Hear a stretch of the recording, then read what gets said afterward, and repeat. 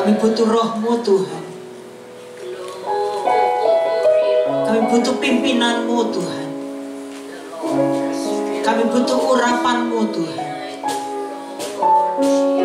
Kami butuh otoritas-Mu Tuhan. Untuk setiap tugas, kepercayaan yang Tuhan beri dalam setiap pribadi kami. Hidup kami ada bukan untuk kami sendiri. Hidup kami ada untuk kami memuliakan Tuhan, untuk kami menjadi alat kemuliaan Tuhan. Inilah setiap kami Tuhan. Terus kerjakan setiap hidup kami. Terus kerjakan setiap hidup kami Tuhan, tanpa terkecuali. Karena kami rindu. Kami tidak hidup untuk dunia, tetapi kami mau hidup untuk Tuhan. Hidup untuk kemuliaan nama Tuhan. Amin. Amin. Kami percayakan setiap kami yang ada di tempat ini, Engkau lawat dengan urapan-Mu, dengan Roh-Mu Kudus-Mu Tuhan. Terima kasih Tuhan. Berkaryalah Engkau dalam ibadah kami pada sore hari ini, dari awal hingga selesainya. Berkati, perlengkapi, penuhkan setiap umat-umat Allah, setiap hamba-hamba Tuhan yang melayani. Semuanya menikmati urapan yang sama, semuanya menikmati lawatan daripada Allah. Untuk setiap kami hidup untuk kemuliaan nama Tuhan. Terima kasih Tuhan.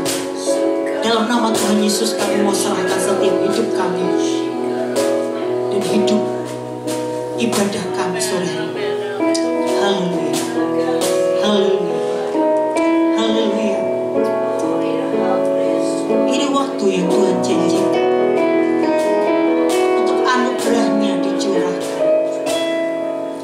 Terima kasih Tuhan. Terima kasih.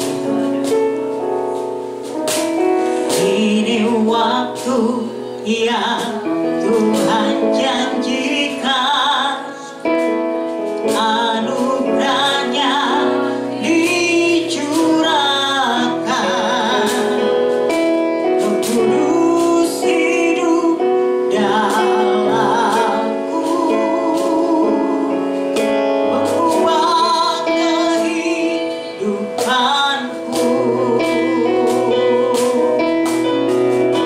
Di waktu yang Tuhan janji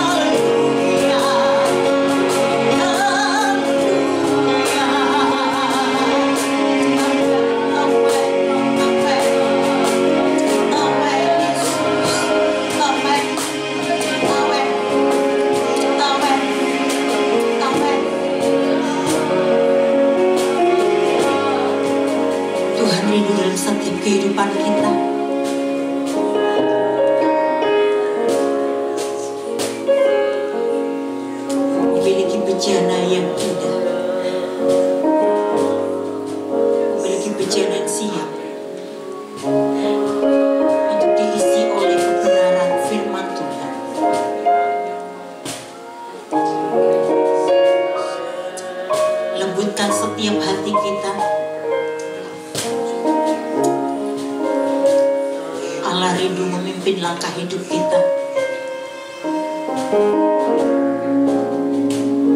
Izinkan tuntunan Tuhan yang semakin nyata dalam setiap kehidupan kita.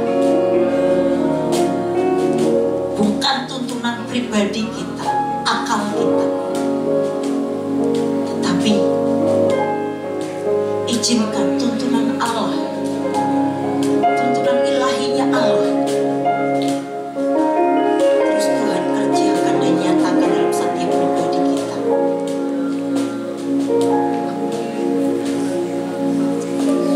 Kami rindu Tuhan, perkataan firman-Mu sore hari ini untuk berbuah dalam setiap kehidupan kami. Terima kasih Tuhan. Kami siap menikmati perkataan firman-Mu. Kami siap menikmati tuntunan-Mu Tuhan. Berkati setiap kami dengan benih yang kudus. Dan kami mau terima firman Tuhan di dalam nama Tuhan Yesus Kristus. Haleluya. Haleluya. Waktu selanjutnya saya serahkan kepada Bapak Eko. Selamat sore Bapak Ibu. Ya puji Tuhan kalau saat ini kita masih diizinkan Tuhan untuk boleh ada di tempat ini. Adalah satu sukacita yang Tuhan masih berikan kepada kita, adalah ini tidak kita sia-siakan. Sudah memasuki hari yang keempat ya. Keempat kita berdoa dan hendaklah kita boleh bertahan sampai akhir, sampai hari yang ke-10. Dan Bapak Ibu yang dikasih oleh Tuhan, ternyata memang untuk bisa bertahan kita sampai hari yang ke-10 itu dibutuhkan perjuangan. Tentunya kesabaran itu adalah poin penting yang harus kita miliki. Kenapa? Karena dalam kesabaran itulah juga termasuk menunjukkan kualitas kita sebagai orang-orang percaya. Bapak Ibu yang dikasih oleh Tuhan, saat ini satu bagian firman Tuhan yang akan kita renungkan saat ini hendaklah boleh menolong setiap kita untuk kita boleh tetap berjalan di dalam kehendak Tuhan. Tema kita saat ini adalah kesabaran demi keselamatan umat. Teksnya terambil di dalam 2 Timotius pasal yang kedua. Mari kita akan buka 2 Timotius pasalnya yang kedua, ayatnya yang ke-8 sampai yang ke-10. Kalau sudah ketemu semuanya, kita akan baca secara bersama-sama ayat 8 sampai yang ke-10 dari 2 Timotius pasal yang kedua, ayat 8 sampai yang ke-10. Firman Tuhan berbunyi demikian, 1, 2, 3. Ingatlah ini, Yesus Kristus yang telah bangkit dari antara orang mati, yang telah dilahirkan sebagai keturunan Daud, itulah yang kuberitakan dalam Injilku. Karena pemberitaan Injil inilah aku berita, malah dibelenggu seperti seorang penjahat, tetapi firman Allah tidak terbelenggu. Karena itu aku sabar menanggung semuanya itu bagi orang-orang pilihan Allah, supaya mereka juga mendapat keselamatan dalam Kristus Yesus dengan kemuliaan yang kekal. Bapak Ibu yang dikasih oleh Tuhan, teks kita saat ini ada di ayat yang ke-10, berbicara tentang kesabaran seorang Paulus ketika dia dipanggil oleh Allah dan kemudian dia mengerjakan apa yang menjadi keinginan Allah atas hidupnya. Yaitu kalau kita melihat bahwasannya kehidupan daripada seorang Paulus, dia adalah seorang penginjil yang cukup dipakai oleh Tuhan. Bahkan apa yang dikerjakan oleh Paulus tidak hanya sekedar untuk orang-orang Yahudi, tetapi Paulus bisa menembus berbagai negara gitu ya. Bahkan Paulus masuk ke wilayah benua, sehingga apa yang dilakukan oleh Paulus itu buahnya juga saat ini yang kita lakukan. Kalau kita melihat, saya yakin tidak pernah Paulus ketika menuliskan surat-suratnya kepada jemaat-jemaat, dia berpikir bahwasanya tulisanku nanti akan menjadi landasan atau tata cara hidup gereja Tuhan. Tidak.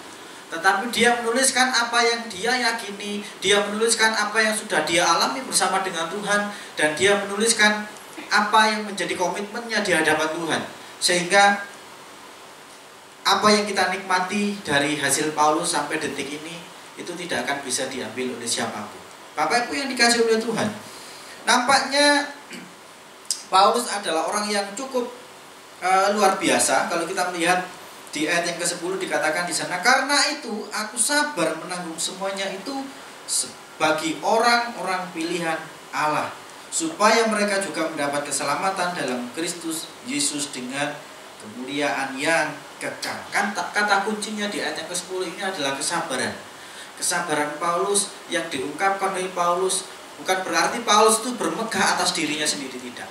Bapak Ibu yang dikasihi oleh Tuhan, sabar itu adalah suatu sikap menahan emosi dan keinginan, serta bertahan dalam situasi sulit dengan tidak mengeluh. Ya. Sabar itu adalah sikap menahan emosi. Ini bagian bukan hal yang mudah ya. Ya. Apalagi emosi itu bisa disebabkan oleh hal yang bermacam-macam. Bahkan hal yang sepele pun itu bisa menyebabkan satu emosi. Apalagi kalau sudah berumah tangga itu sudah benar-benar tahu ya, penyebab sepele itu bisa menimbulkan emosi dan bahkan itu sampai tidak pernah dibayangkan gitu ya. Nah, sabar itu adalah sikap menahan emosi dan keinginan. Ini berbicara tentang diri sendiri. Tentunya setiap kita sebagai makhluk yang hidup, kita itu punya keinginan, benar enggak? Ya. Kalau kita ini sudah tidak punya keinginan, berarti kita ini manusia yang tidak normal gitu ya. Entah keinginan itu keinginan yang tidak berkenan di hadapan Tuhan, atau keinginan yang berkenan di hadapan Tuhan. Tetapi jelas kalau kita melihat firman Tuhan dan tujuan Yesus datang ke dunia, ketika kita semakin menyatu manunggal dengan Allah, maka keinginan-keinginan diri kita itu sedikit demi sedikit akan rontok. Sehingga keinginan Allah itu yang menjadi utama di dalam diri kita. Ya, orang yang sabar itu bisa menahan emosi dan keinginannya, pribadinya, gitu ya.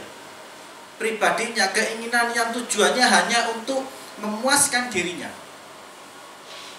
Serta orang yang sabar itu bertahan dalam situasi sulit dengan tidak mengeluh. Saya belum tahu ya, dan saya tidak mensurvei. Tapi yang ada di dalam bayangan saya, dan ketika saya ketemu dengan banyak orang dengan adanya COVID-19 ini, kok 99% mereka itu isinya cuma mengeluh. Bagaimana tidak mengeluh, Pak?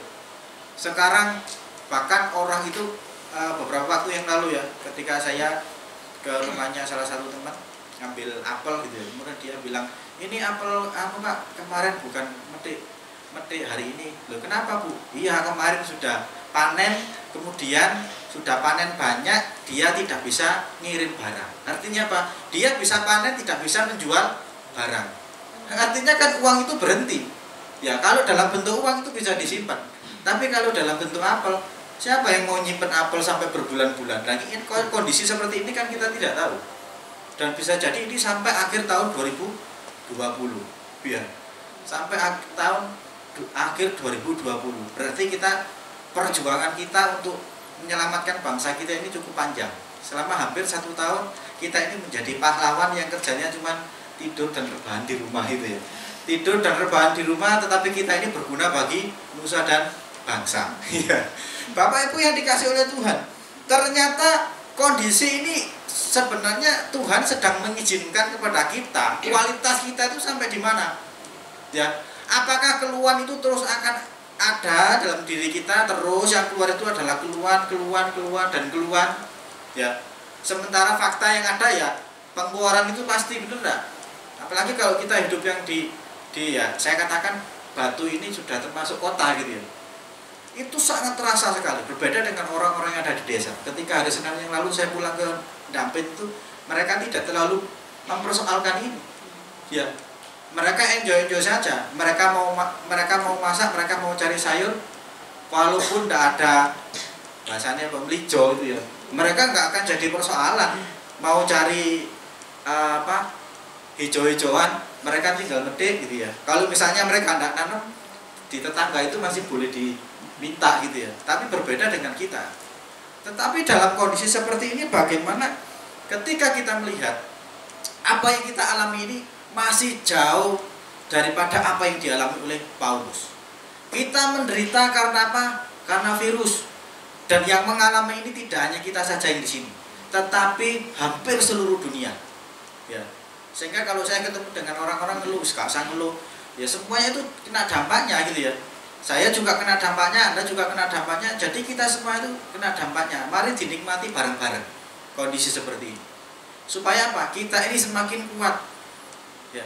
Ini sudah hampir masuk ke bulan yang ketiga ya. Mungkin kalau bulan keempat sampai bulan yang kelima, saya berpikirnya nanti kalau sudah masuk ke bulan yang kelima, rasanya kita ini sudah terbiasa hidup seperti ini. Sehingga mungkin keluhan-keluhan itu sudah mulai tidak bermunculan lagi. Secara khusus orang-orang percaya harusnya tidak nunggu bulan yang kelima. Mulai hari ini hendaklah kita tetap tersenyum menghadapi kondisi yang tidak kita harapkan. Sama halnya apa yang disampaikan oleh Paulus di dalam 2 Timotius ini, bagaimana dia benar-benar menunjukkan kepada orang-orang yang dilayaninya secara khusus saat itu kepada Timotius bahwasanya dia tetap bersabar menghadapi penderitaan yang saat itu dia hadapi. Ya. Bapak Ibu yang dikasih oleh Tuhan, semakin tinggi kesabaran yang seseorang miliki, maka semakin kokoh juga ia dalam menghadapi segala macam permasalahan yang terjadi dalam hidupnya. Ya. Ini yang mau Paulus tunjukkan kepada kita. Dan saya yakin Paulus bisa seperti itu bukan karena dirinya sendiri, tetapi ada kuasa yang datangnya dari Tuhan. Sehingga dia bisa dengan sabar. Bayangkan Bapak Ibu, ya, ketika dianiaya, dia tetap bersabar, dia tetap mengerjakan apa yang menjadi keinginan Tuhan atas hidupnya. Secara finansial, Paulus itu ketika mengenal Yesus tidak pernah diuntungkan. Kalau misalnya dia tidak menjadi orang Kristen, dia bisa ngomong seperti ini, banyak orang yang melakukan, bahkan dia punya pengaruh yang cukup luar biasa. Ya. Tetapi ketika dia mengenal Kristus, semuanya itu dibuang. Dia tidak pernah mendapatkan sesuatu untuk keuntungan pribadinya. Bapak Ibu yang dikasih oleh Tuhan, sabar itu juga sering dikaitkan dengan tingkah laku positif yang ditonjolkan oleh individu atau seseorang. Ya. Jadi minimal kalau kita ini menjadi orang yang sabar, minimal kita ini bisa dilihat orang itu, wah orang ini adalah orang yang bisa diteladani, minimal itu. Tetapi kalau kita melihat jauh lagi di dalam kebenaran firman Tuhan, ada banyak hal yang Tuhan mau kerjakan dalam kesabaran kita. Terlebih dari itu adalah pribadi Allah yang terjelma dalam diri kita. Bapak Ibu yang dikasih oleh Tuhan, kesabaran yang ada di dalam diri Paulus itu berbicara tentang kesabaran bagaimana ketika dia itu memberitakan kabar keselamatan itu. Ya, bukan kesabaran ketika dia menghadapi sesuatu yang bersifat sementara. Mungkin seperti yang kita hadapi saat ini. Sabar ya, sabar. Ya. PSBB-nya di Kota Batu itu sampai tanggal 30. Artinya kan nggak sampai minggu depan, ya sabar aja kita, ya. Semua kegiatan kita dibatasi. Tidak seperti itu. Sabar bukan ada sesuatu faktornya yang dari luar kemudian ke dalam diri kita, tidak. Tetapi kesabaran yang dimiliki oleh Paulus itu memang sesuatu yang dari dalam, yang datangnya dari Tuhan, ya, yang datangnya dari Tuhan. Kemudian kesabaran itu bisa berdampak di dalam di luar diri Paulus, ya. Secara khusus kalau kita melihat di ayat yang ke-10 tadi, ketika dia bersabar, tujuannya untuk apa? Untuk orang-orang yang dia layani, bukan untuk dirinya sendiri. Kalau hari ini kita bersabar sampai tanggal 30, itu untuk siapa? Dalam proses PSBB ini, untuk kita kan? Ya. Untuk kita. Saya beberapa teman-teman saya chat gitu ya, teman-teman yang itu baik teman-teman yang di Kicau Mania, ya, sama-sama penghobi burung, kemudian yang di motor tua gitu ya. Saya chat mereka, "Mas, sorry ya, saya katakan selamat Hari Raya Idul Fitri, mohon maaf lahir dan batin, maaf saya tidak bisa ke rumah. Karena apa? Demi kebaikan kita bersama. Satu, demi kebaikan saya, yang kedua adalah demi kebaikan mereka. Ya, demi kebaikan mereka, karena pemerintah menganjurkan tidak boleh bertamu dan tidak boleh menerima tamu, ya. Sehingga teman-teman saya menyadari, ya Mas, demi kebaikan kita masing-masing. Ya, demi kebaikan kita masing-masing. Tetapi intinya apa? Untuk diri kita sendiri. Paulus menunjukkan kesabarannya bukan untuk dirinya sendiri, tapi untuk orang lain. Sehingga kalau kita melihat bahwasanya yang dilakukan oleh Paulus, dia tetap berfokus kepada tujuan Allah. Ya. Bukan pada dirinya sendiri. Ya. Dia konsisten dalam menyampaikan apa yang menjadi tujuan utamanya, yaitu apa? Memberitakan Injil. Coba kita lihat di ayat yang ke-8. Ayat yang ke-8 dikatakan di sana, ingatlah ini, ya. Ingatlah ini, Yesus Kristus yang telah bangkit dari antara orang mati, yang telah dilahirkan sebagai keturunan Daud. Apa? Itulah yang kuberitakan dalam Injilku. Banyak hal yang dialami oleh Paulus dan itu tidak menguntungkan dirinya, tetapi dalam dia ini melakukan tugas-tugasnya itu tidak pernah bergeser isinya. Apa yang diberitakan? Yaitu Kristus. Kristus yang diberitakan. Kelahirannya, kematiannya, kebangkitannya, kenaikannya ke surga. Tujuannya adalah untuk menyelamatkan manusia, menunjukkan kasih Allah kepada orang-orang yang belum kenal akan Kristus. Kasih Allah itu ditunjukkan dalam diri Yesus. Itu yang disampaikan oleh Paulus. Dalam kondisi dia tidak baik-baik saja, tetapi dalam kondisi Paulus itu sedang menghadapi persoalan. Ya. Dia tetap konsisten apa yang dia sampaikan. Kadang kondisi yang ada di sekitar kita itu bisa mengubah tujuan kita loh. Kadang kita itu melayani Tuhan dengan menggebu-gebu, tetapi ketika melihat kenyataan loh, ternyata kok saya dengan berkomitmen melayani Tuhan kok kondisinya seperti ini. Atau bahkan mungkin justru ketika kita mau melayani Tuhan sudah terjun ke dalamnya, loh kondisi ekonomiku kok seperti ini, kok semakin memburuk. Ya, ganti tahun lagi loh kok semakin memburuk.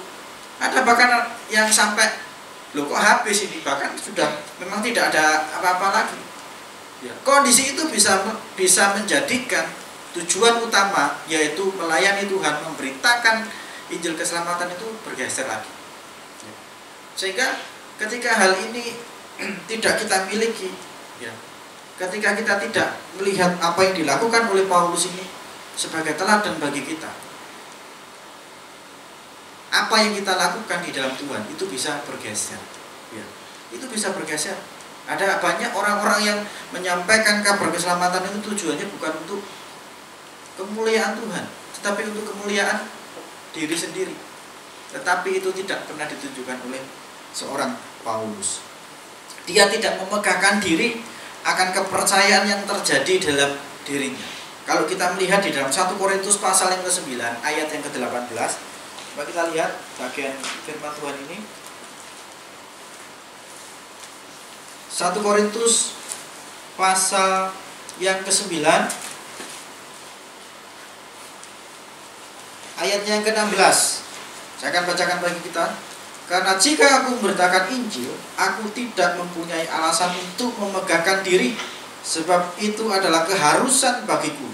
Celakalah aku jika aku tidak memberitakan Injil.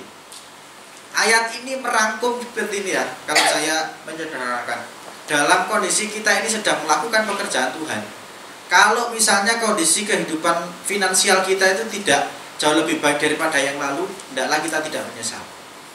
Ketika kita melayani Tuhan, kemudian Tuhan mempercayakan ada banyak hal, sehingga mungkin kehidupan kita ya itu jauh lebih baik daripada yang lalu, tidak ada alasan untuk kita ini memegahkan diri, karena kita ini adalah alat. Ya, kita ini hanya alat. Setiap kali saya ke kebun itu selalu saya bawa sabit, Bapak Ibu, dan itu cukup menolong saya.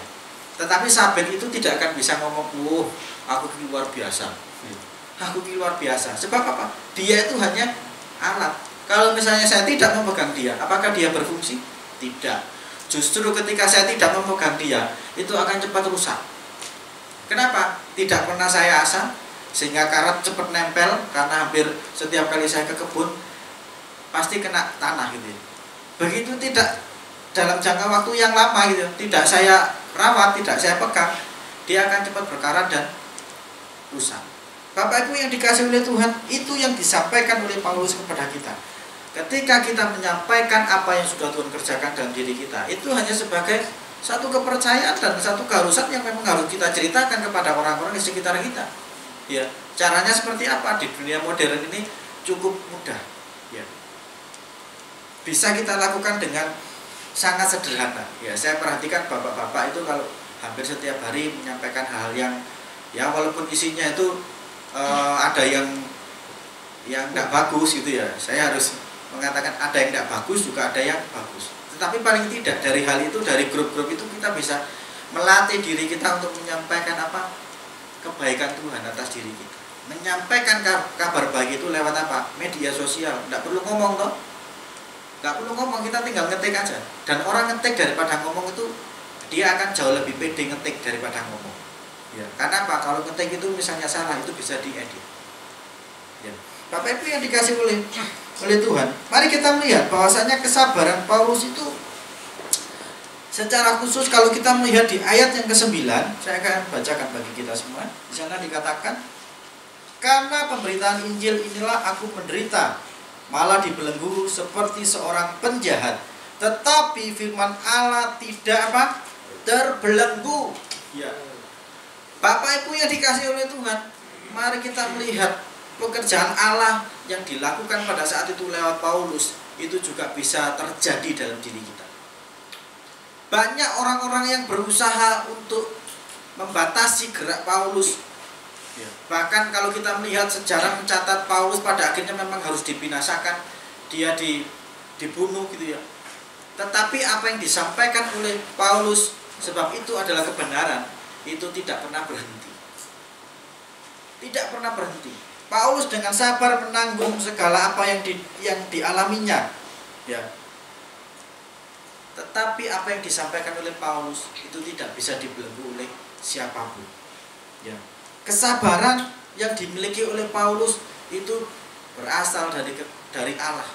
Kekuatannya dari Allah. Ya. Sehingga kalau kita melihat bahwasanya sabar itu juga merupakan kemampuan mengendalikan diri dan juga dipandang sebagai sikap yang mempunyai nilai tinggi dan mencerminkan kekokohan jiwa orang yang memiliki kesabaran tersebut. Ya. Kualitas seorang Paulus ditujukan di sini. Ya. Kualitas seorang Paulus ditujukan di sini, dan itu juga Tuhan mau kualitas tersebut dimiliki oleh setiap pribadi-pribadi kita. Ya. Saya yakin kapasitas kita dengan Paulus memang berbeda. Jangan kita melihat kalau kita itu tidak mendalami firman Tuhan itu benar-benar, kita mungkin tidak akan bisa membayangkan apa yang dialami oleh Paulus. Apalagi kalau kita membaca Alkitab kemudian kita terapkan dalam konteks kita saat ini, kita tidak akan bisa menyelami apa yang dialami oleh Paulus sehingga ayat-ayat ini muncul. Yang dialami oleh Paulus jauh lebih berat daripada apa yang kita bayangkan, apa yang kita alami saat ini. Tetapi dengan kesabaran dia tetap mau ya berproses dalam semuanya itu. Ya. Penganiayaan tidak membuat Paulus menyerah dan meninggalkan tujuan semula untuk memberitakan Injil. Namun Paulus dengan sabar menjalani penderitaan tersebut. Ya. Kita lihat di ayatnya yang ke-10, di sana dikatakan, karena itu aku sabar menanggung semuanya itu bagi orang-orang pilihan Allah. Ya. Dia sabar menanggung semuanya itu, penderitaan yang dia alami yang seharusnya itu tidak dia alami. Demi siapa? Ya, demi orang-orang yang dia layani. Dan tujuannya adalah, kalau kita melihat kalimat selanjutnya, supaya mereka juga mendapat keselamatan dalam Kristus Yesus dengan kemuliaan yang kekal. Bapak Ibu yang dikasihi oleh Tuhan, kalau kita melihat Paulus ini secara fisik dia punya keterbatasan, sama seperti kita. Ya, sama seperti kita. Kita itu semua punya keterbatasan. Tetapi keterbatasan yang dimiliki oleh Paulus itu tidak membuat dia menyerah ketika dia menghadapi penderitaan. Ya. Ketika dia menghadapi penderitaan terus maju. Saya yakin setiap kita ini, apalagi dengan bertambahnya usia, itu rasanya keterbatasan secara fisik itu semakin nyata, ya, semakin nyata. Ya. Itu juga saya rasakan. Kalau dulu misalnya kerja angkat-angkat biasanya sampai 1 hari full gitu ya. malamnya nggak jadi persoalan, tapi sekarang ya cukup jadi persoalan. Kalau dulu misalnya perjalanan dari Trenggalek ke Dampit, ya Trenggalek ke Batu naik sepeda motor, apalagi kehujanan gitu ya, misalnya dari Trenggalek atau dari Batu ke Trenggalek naik sepeda motor kehujanan malam-malam lagi, itu tidak jadi masalah. Ya besoknya ya bangun ya seperti biasa. Tapi sekarang perjalanan dari Dampit ke Batu kemudian kena hujan, waduh malam tuh rasanya kayak badan itu gak enak gitu. Itu adalah sesuatu yang tidak akan bisa kita pungkiri. Ya, keterbatasan fisik itu terus ada di dalam setiap pribadi kita. Tetapi hendaklah keterbatasan fisik itu tidak menghalangi kita untuk apa? Mengerjakan apa yang menjadi keinginan Tuhan atas hidup kita. Tuhan itu tahu kapasitas kita. Tuhan itu tahu kapasitas kita. Tetapi ketika kita belajar untuk melakukan semaksimal mungkin untuk Tuhan, maka semuanya itu akan di-cover oleh Tuhan. Bapak Ibu yang dikasih oleh Tuhan, kesabaran menjadi poin yang penting bagi Paulus. Karena hal ini boleh menjadi berkat bagi orang-orang yang saat itu dilayani oleh Paulus, dan dampaknya juga termasuk kita saat ini. Ya. Kesabaran Paulus dalam memberitakan Injil akan menentukan nasib orang banyak. Termasuk kesabaran mungkin ya dalam konteks kita saat ini, termasuk kesabaran kita terus berdoa untuk bangsa kita, ya, berdoa untuk secara khusus masyarakat Kota Batu, ya, dengan sabar. Walaupun mungkin kalau kita melihat ada banyak usaha yang sudah dilakukan oleh pemerintah, tetapi juga masih ada orang-orang tertentu yang dengan sengaja mereka tidak mau melakukan anjuran pemerintah, ya.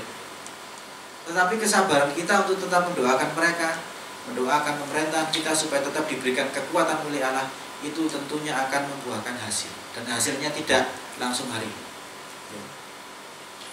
Bapak Ibu yang dikasih oleh Tuhan, kesabaran menunjukkan pribadi Allah yang ada di dalam diri kita, dan pada saat itu yang ada di dalam diri Paulus. Ya. Ini yang harus kita garis bawahi. Kemudian kesabaran pun menentukan kualitas hidup kita di hadapan Tuhan. Ya. Kesabaran itu menentukan kualitas hidup kita di hadapan Tuhan. Mari kita belajar saat ini melalui apa yang sudah kita baca, melalui firman Tuhan yang sangat singkat, ya, melalui pengalaman Paulus yang dibawa oleh Tuhan untuk boleh menikmati hal yang mungkin secara manusia, secara daging tidak diinginkan oleh Paulus. Hendaklah ini boleh menyadarkan kita, hendaklah ini boleh menguatkan kita untuk kita tetap berjalan sesuai dengan keinginan Tuhan atas hidup kita. Keterbatasan fisik atau mungkin hal-hal yang membuat kita tidak bisa banyak berbuat sesuatu, hendaklah itu tidak terus menjadi alasan bagi kita untuk kita tidak mau melayani Dia.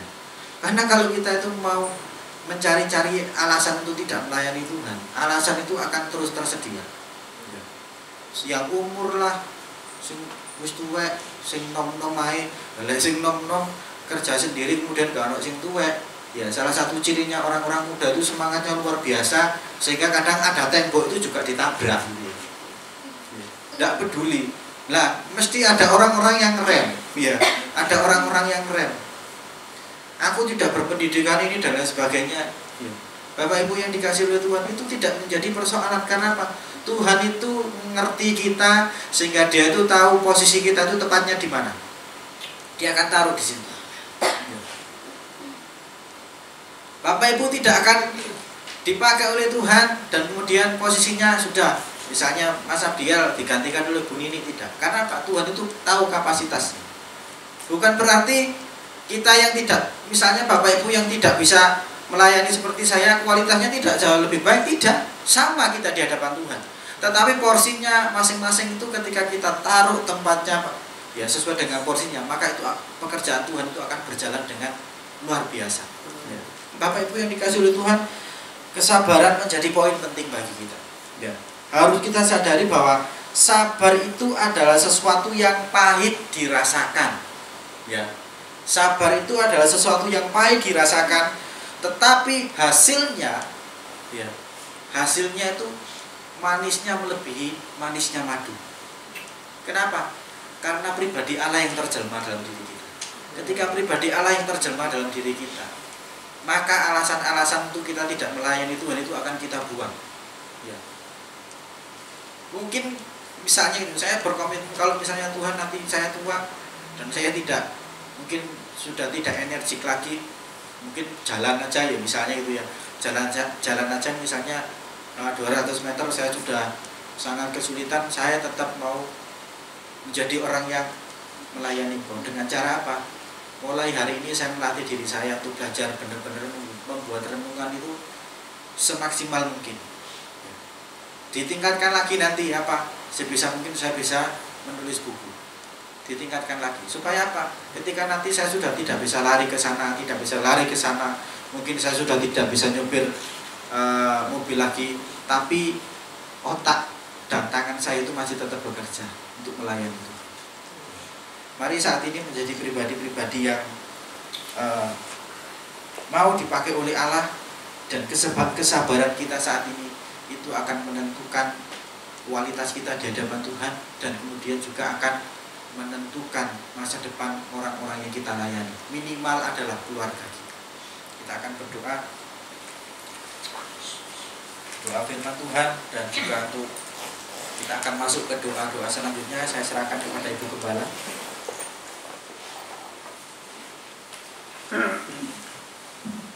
Baik, kemudian kita akan bangkit berdiri bersama-sama. Oh God, thank you Lord. Kami satukan hati. Kami pujikan pujian, pulihkan bangsa. Oh Jesus.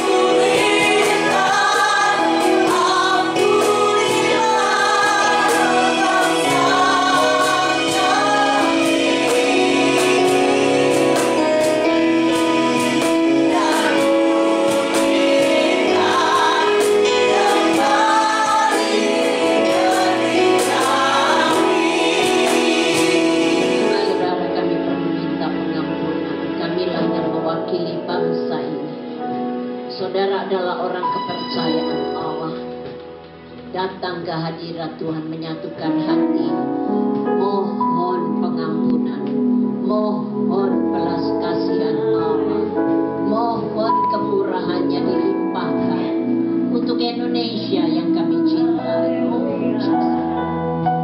Terima kasih Tuhan, terima kasih Tuhan, terima kasih Tuhan. Sore hari ini Bapa, kami mewakili seluruh rakyat Indonesia. Kami mau berdoa kepadamu, mohon pengampunan. Kami mohon belas kasihan Tuhan. Kami mohon kemurahan-Mu, Kau nyatakan. Ampuni kami, ampuni. Kiranya belas kasihan-Mu cukup bagi kami Tuhan, agar bangsa ini boleh Tuhan dilepaskan dari ikatan yang membelenggu pada saat ini. Engkau memberikan kelepasan itu karena kasih karunia-Mu. Kami datang kepada pada sore hari ini Allah. Kami rindu mewakili bangsa ini, merendahkan diri kami. Mohon belas kasihan-Mu, agar Engkau sendiri akan memberikan pengampunan-Mu yang kudus Bapa. Ampuni, ampuni, ampuni, ampuni Tuhan, ampuni kami. Mungkin semuanya sudah memuaskan hati-Mu. Ampuni, ampuni Tuhan, ampuni.